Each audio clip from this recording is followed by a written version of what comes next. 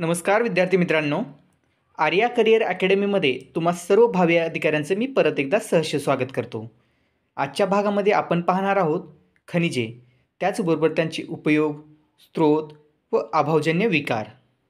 चला तर मग सुरुवात करूयात। पहिले खनिज आहे लोह। याचा उपयोग शरीराच्या सर्व भागापर्यंत ऑक्सिजनचे वहन करण्यासाठी होतो। आता याचे स्रोत काय आहेत?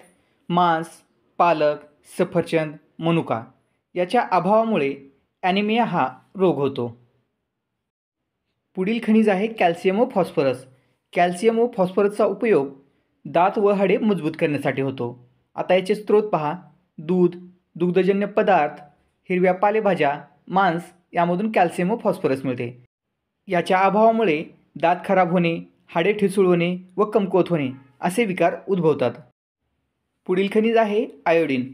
आयोडीनचा उपयोग वाढीचे नियंत्रण व शरीरात होणाऱ्या रासायनिक क्रिया गतिमान करण्यासाठी होतो। याचा स्रोत मनुका, बीन्स, मासे व समुद्रातून मिळणारे अन्नपदार्थ हे आहेत। याच्या अभावामुळे गलगंड हा विकार उद्भवतो।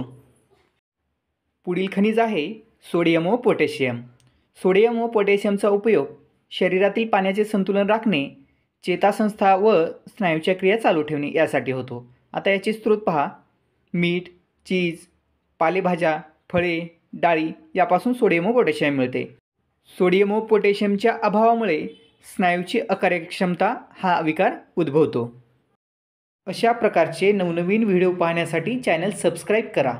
त्याचबरोबर लाईक, शेअर आणि कमेंट करायलाही विसरू नका। थँक्यू।